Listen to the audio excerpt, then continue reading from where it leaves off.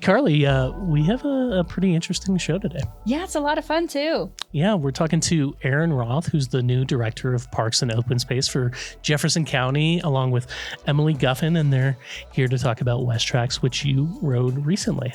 Yeah, I did ride it, and it was a lot of fun for sure. And anyone can take it. It's free, and it's really accessible. Just hop on and see all that Jeffco has to offer. Yeah, so what is Westracks? Let's get into it. Welcome into the Engage Jeffco podcast. Our guests today are Aaron Roth, the director of Jefferson County Parks and Open Space, and Emily Guffin, the Trails and Access Programs Manager. Welcome, guys. Thanks for joining us. Thanks, Carly, for having us. Happy to be here. So we're going to talk about the Westracks shuttle, which I actually had an opportunity to ride. It was really fun. But Aaron, you're kind of new to the county. Tell us a little bit about yourself. Yeah, thanks. Well, new is all relative, I guess, but I've only been on the job for 6 months or so with the county. So I do plan on calling myself new, maybe just 1 to 2 more years of that, if that's okay. My main credential before coming here and working with the Jefferson County Parks and Open Space team was working for the National Park Service, which I did for 20 years. And we're talking about transit and access to parks today. So I'll plan on pulling from those experiences with the national parks, because many of those national parks, really driving there, getting a parking spot, that can be a lot of the challenge. And so it's something we definitely dealt with at the National Park Service. And one of the programs that I oversaw during my tenure there was our transportation program and our alternative transportation program. So if you've ever been to, like, say, Zion National Park, and you got on the shuttle there and went into the canyon, that was one of our early experiences with transportation in parks. Started in right around the year 2000. I also worked on a transit and shuttle system for Muir Woods National Monument out in California during my time with National Park Service. And that's a situation where you can board a shuttle right from your own community or a park and ride and just have a real pleasant trip to the Redwoods, as we used to say. So yeah, so those are some of my experiences, and it's been great to be with Jefferson County this year in 2026, and looking forward to doing more stuff. Well, let me put you on the spot right away. Yeah. And Emily, you can also chime in if you want to. Do you have maybe a handful of favorite parks, both nationally and maybe locally? I know there's probably not a number one because they're so different and they're different experiences, but give me a rundown of 5. A rundown of 5. Okay. So it's the same, when you work for the National Park Service, choosing parks or choosing your favorites. It's like, saying you have a favorite child. Right. You have to be a little bit careful with it. But since I don't work there anymore, I guess I can be more open. But for me, so my last role with Park Service, I was over an 8-state area, all the way from Montana down to Texas, and included Colorado, Arizona, Utah. And I have a soft spot for the whole Colorado Plateau area. I just think some of those places, Red Rock Country, you might think of it, are some of the most kind of special, almost spiritual places you can go. And the great part about what we're talking about today is you almost get a taste of that right here.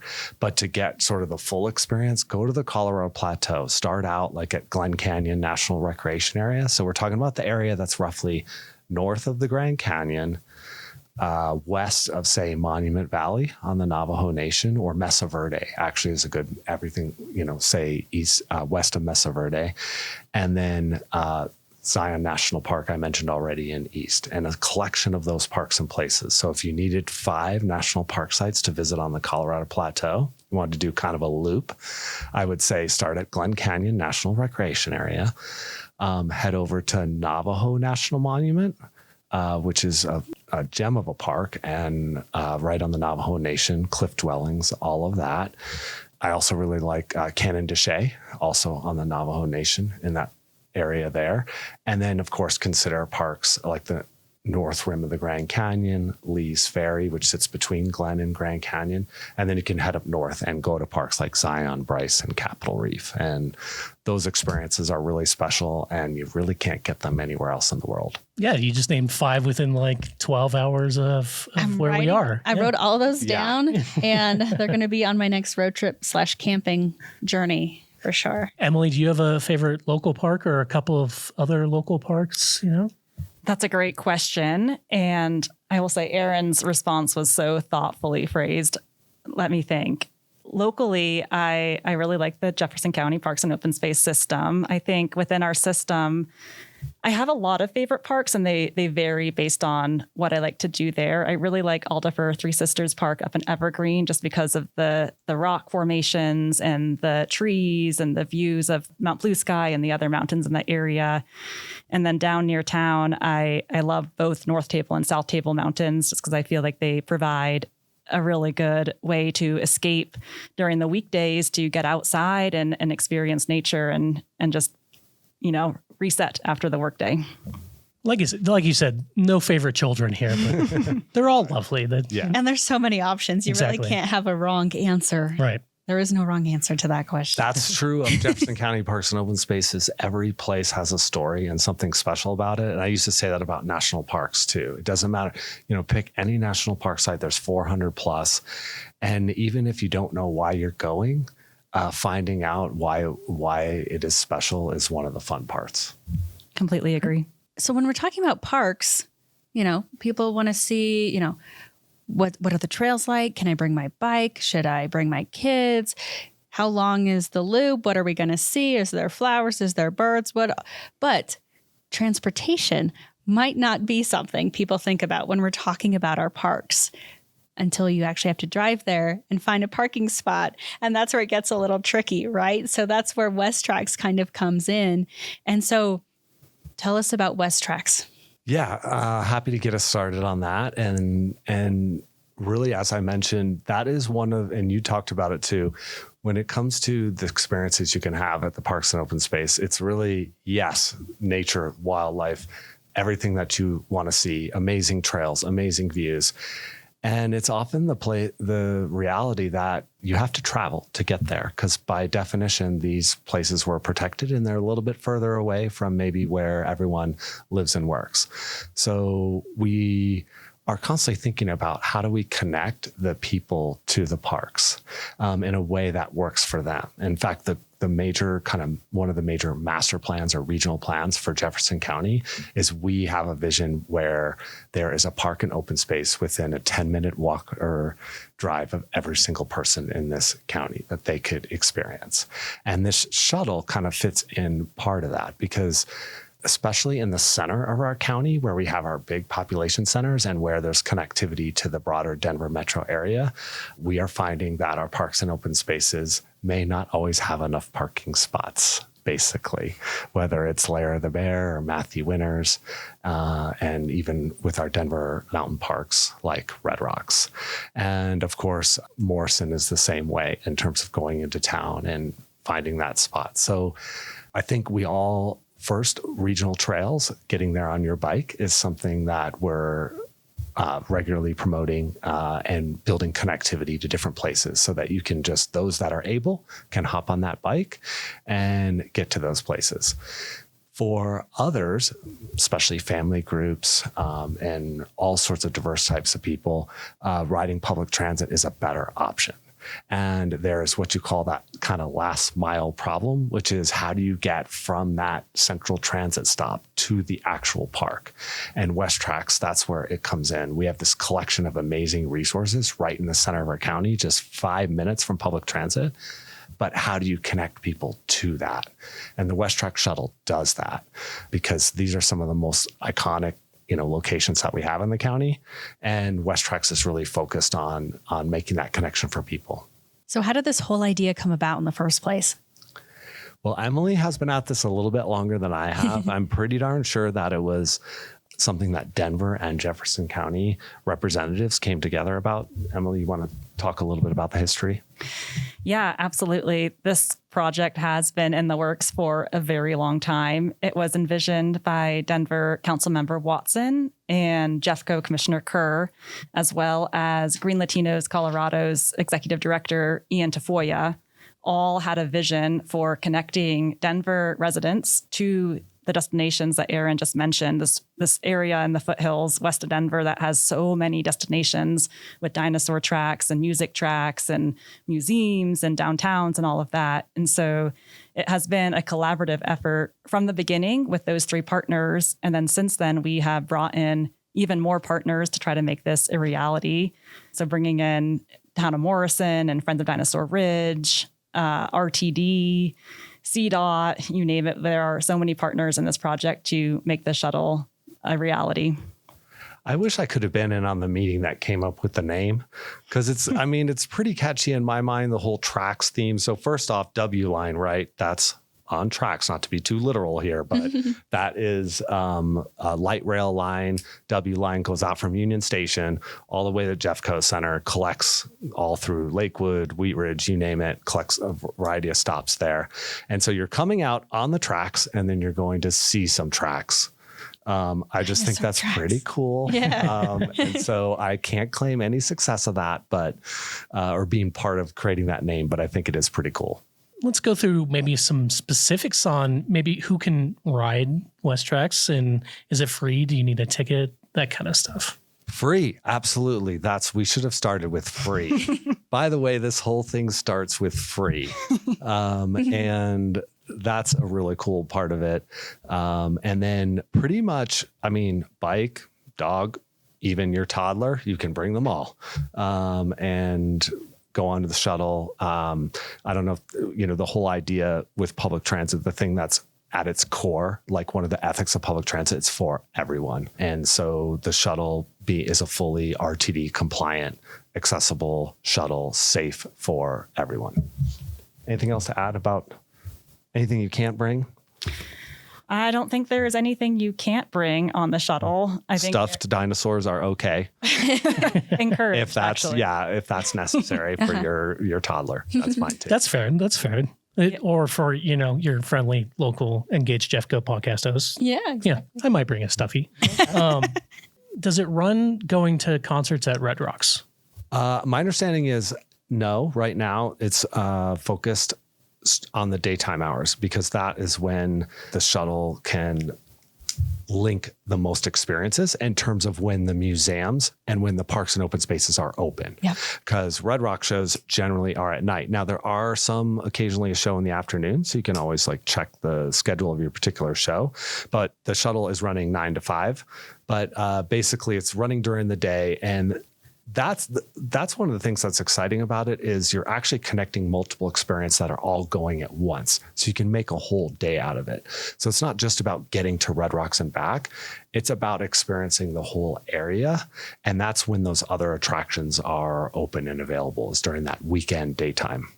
I'll just chip in and say that there were really 3 main goals for this program. And those were to increase equitable access to these destinations west of Denver, the parks and open spaces destinations, the museums, Dinosaur Ridge, downtown, which all, like Aaron mentioned, have daytime activities.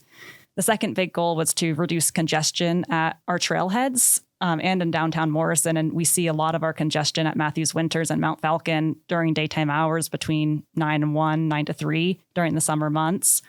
And then our third big goal was to support climate goals by reducing dependency on single occupancy vehicles. And so we felt for this pilot program of Westracks, focusing on those daytime destinations was the best way to think about how public transit actually works in this corridor and monitor its effectiveness and how people are using the service and see how it's working and what changes we can make in the future. And like I mentioned, it is a pilot program. We have funding secured for 3 years, so 2026 through 2028. And during that 3-year period, we'll be collecting data and interacting with the shuttle riders to understand what they want right now, what they want in the future. And I think there's every possibility for it to be expanded in terms of the route or in the hours or completely different. We'll see. So what would make it successful after 3 years from now? What would make it continue? That's a great question. I think my answer would be seeing full shuttle buses along the circuit, every single bus. I think that would be a huge success. I think seeing reduced congestion at our trailheads right now, at Matthews Winters and at the Red Rocks Trading Post in downtown Morrison. If you've ever been there, it is congested on Saturdays and Sundays. There are so many people there. And so seeing those parking lots where there is capacity for additional cars, I think would be success. I think also seeing people accessing these destinations that hadn't previously accessed these destinations, people who may not have a car, being able to get out to the foothills and actually experience all of these amazing things that Denver has to offer. I completely agree with Emily. I think ridership will be a huge variable. So that's why we want everyone to come out and try it. And we want to see people experience it and give us feedback. And that'll tell us where to go in the future, what adjustments to make, any tweaks to the schedule or where it stops and things like that. And as long, we really want to see that growing ridership too. It always starts small because it's a new service. But since the Regional Transportation District, that is a tax funded district and they want to get the best return out of their dollars and they are our primary funder for this, we absolutely need to see that ridership grow. And that'll be a key variable to figuring out if the service is valued enough to continue. Yeah, Aaron mentioned it a little bit there, but it is free for riders. But who is funding all this?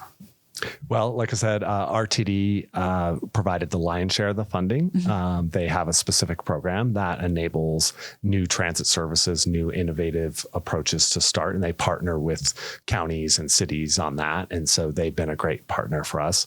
The other cool thing is just to see how many funders came in after that, not only to fund the buses themselves, but also all the marketing and promotion that's happening alongside of it. And then even some of our destinations have provided some discount tickets to that as a form of funding and incentives to get people to ride.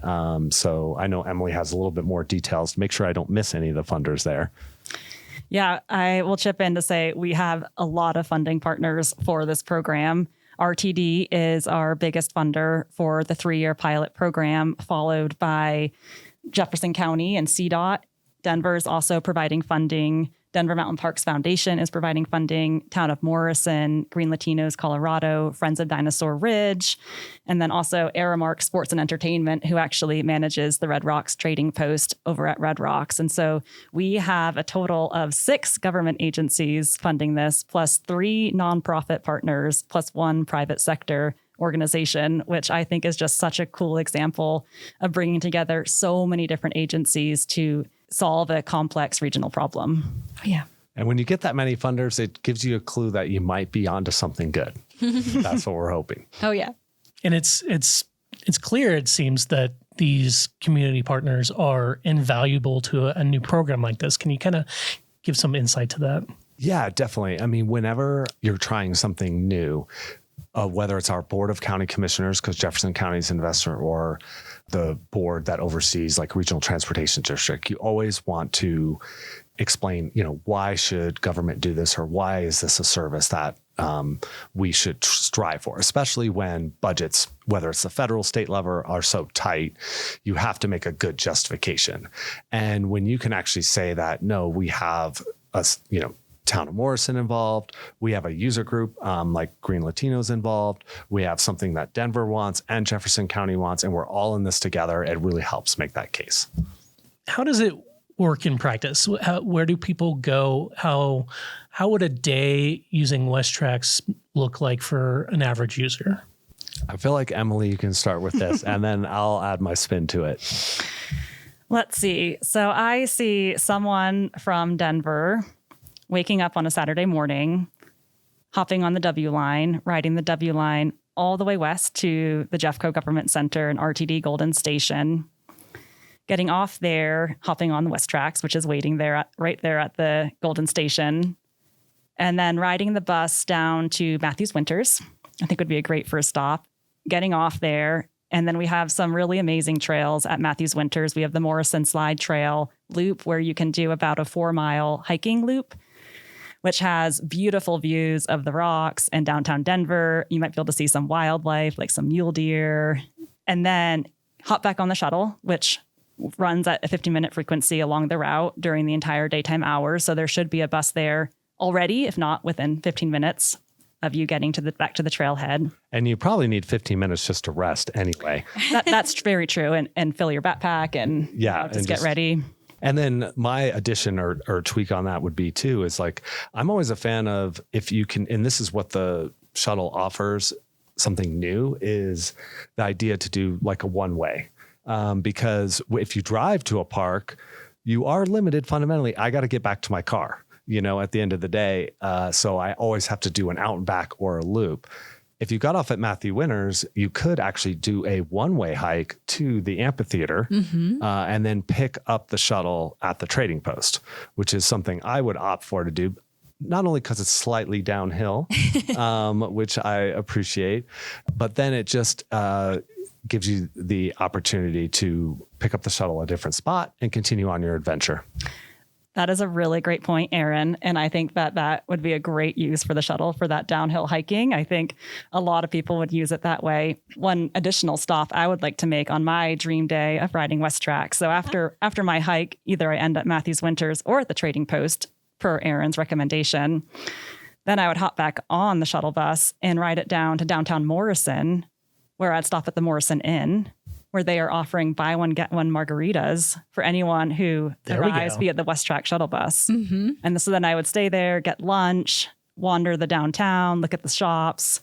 And then from there, I'd hop back on the shuttle and head back home. You had me at walking downhill. That's my favorite type of hike. But margaritas on top of that, I'm in. So. That is another thing about the shuttle, is there's a basic need to be completely sober when operating a motor vehicle.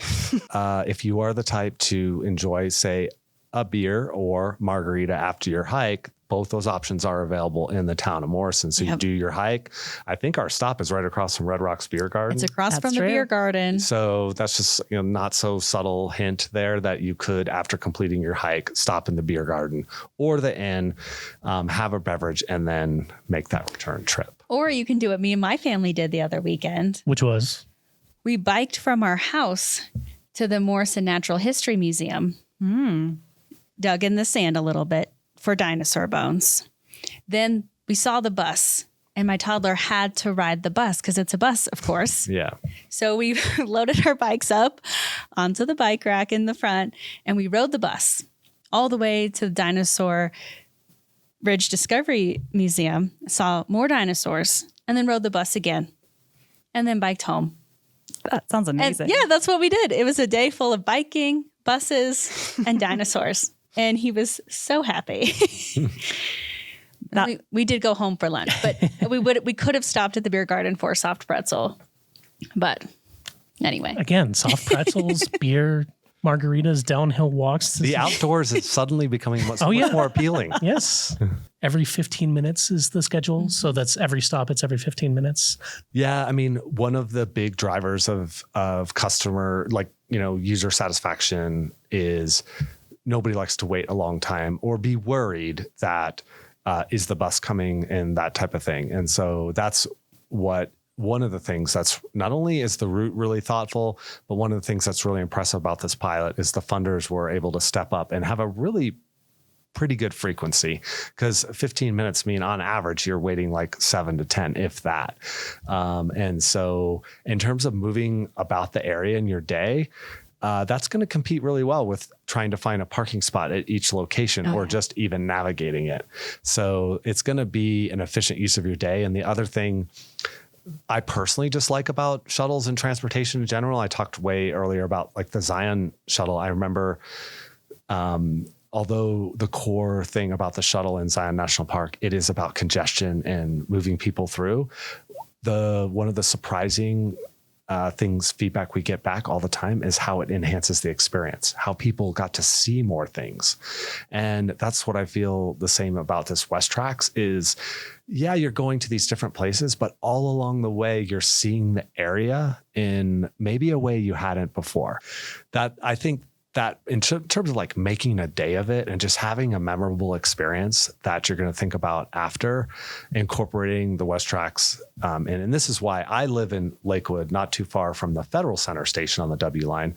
I always insist whenever we're going to, whether it's Nuggets games, Rockies games, or something downtown, a concert, we're taking, the W line. And I might get a couple, occasional grumble from family members who want to be there right away. But for me, it's the experience of seeing the neighborhoods along the way and seeing everything in a slightly different light. Something else that really enhances the experience are the bus drivers. My bus driver was Dom. He was so cool, and he helped all of the riders if they were like, is this the right bus? Is this where I'm supposed to go? If they're not familiar with the area, he gave them some good tips. He said, if you hike this trail, you'll end up at Red Rocks. That's the trail that Aaron was talking about earlier. And so you get kind of a tour guide too if you take Westracks. And I can't speak for the other bus drivers, but Dom was definitely a fun one for sure and very helpful. And he was, I just ran into a few riders that were from out of state and even out of the country. Yes, shout out to Dom. We believe our bus drivers will absolutely know more than your Uber driver. And so they will know, they will be able to give you some tips, guaranteed. One more thing I also wanted to mention was we talked about the congestion in the parks, but also the environmental impact. If there is 100 cars showing up to Red Rocks a day or whatever the number is, probably more than that. There's 4 of us here. Let's all 4 meet there. Well, maybe we should cut back on some of those car trips and take Westracks instead, because we can help protect the beautiful spaces that we're there to see in the first place. Completely agree. Yeah. And, these spaces were purchased by Jefferson County and our partners because they are so special and the landscapes that they represent.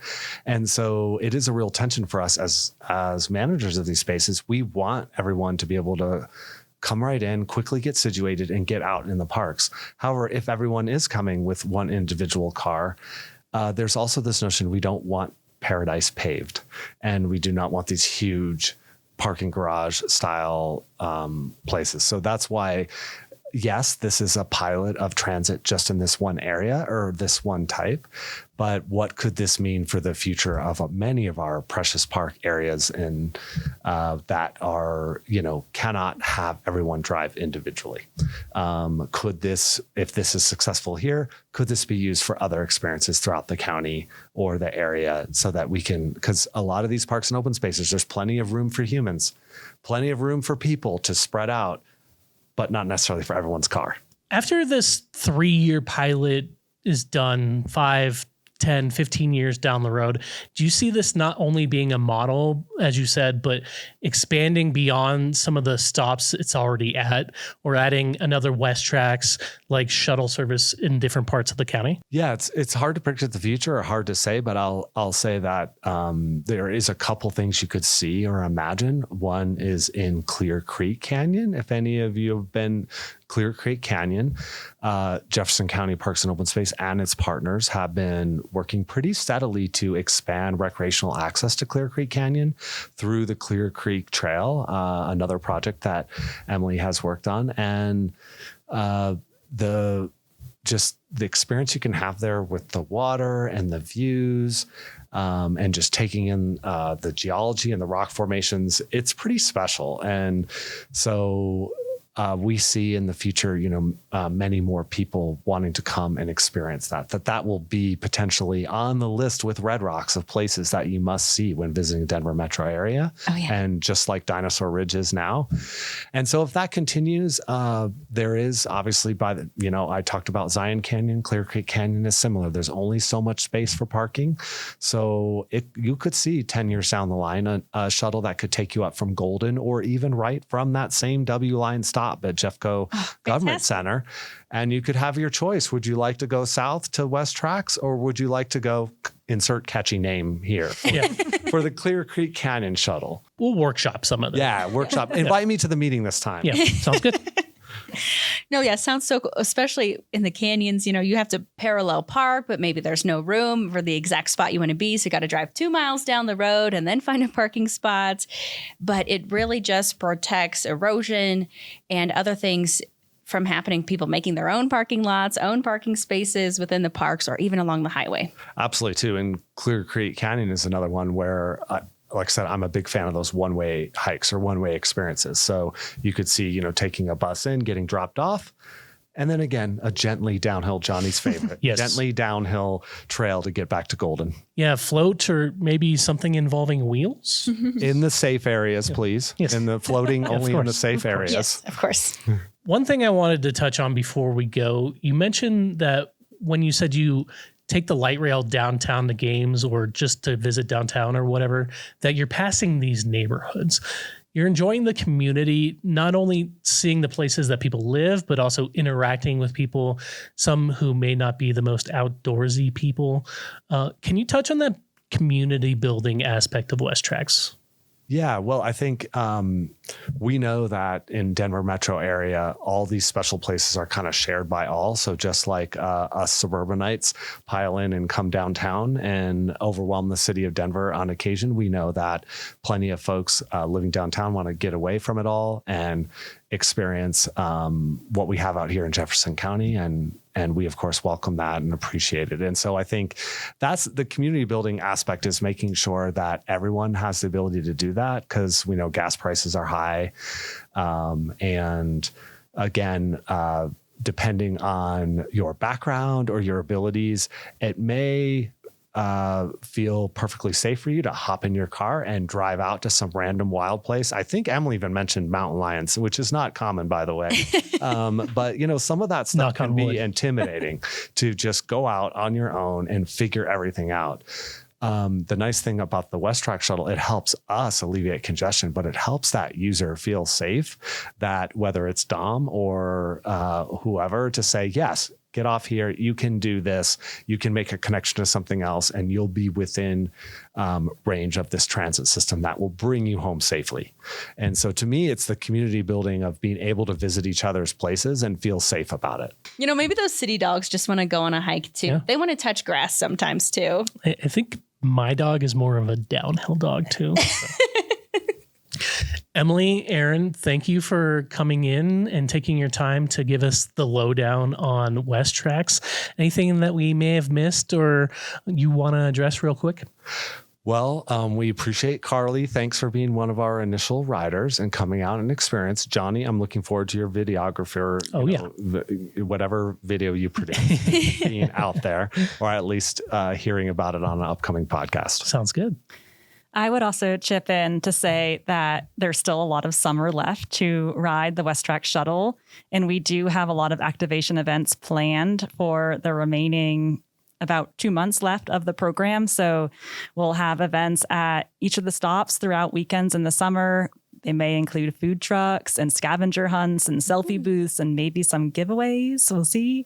And so I recommend that you go out there and check it out. And I also would like to just give a plug for Westracks is now on Instagram and Facebook and LinkedIn. And so if you want to stay in the loop about those activation events that I just mentioned, you can give all those platforms a follow and know when you want to head out to go check out the food truck. And tag them. If you're on Westracks, go ahead and tag them on social media. Yeah, for sure. It's Westracks with just one T in the middle, Westracks.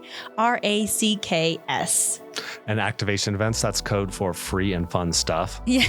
So if you sign up for that, you'll know when that's happening. I'm definitely a free ride to more free stuff. You got to love it. Yeah. Thank you, Aaron and Emily. It was such a fun conversation to talk about a fun topic. And I spoke to riders when I was out there, and it was just really cool to see where people were coming from and headed to on a lovely weekend. So definitely make that your next weekend plans. Thanks, Carly.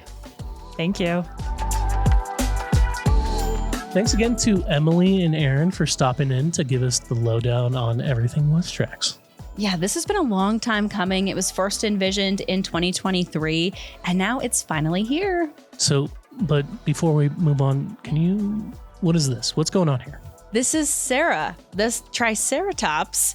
She's my dinosaur stuffy. You guys said that dinosaur stuffies were welcome on Westracks, and so I'm just going along with it. Yeah, so next time you hit Dinosaur Ridge, make sure to bring your stuffy. Why not? Yeah. And you can find all that information about Westracks in the show notes, along with our social media handles. It's at Jeffco Colorado.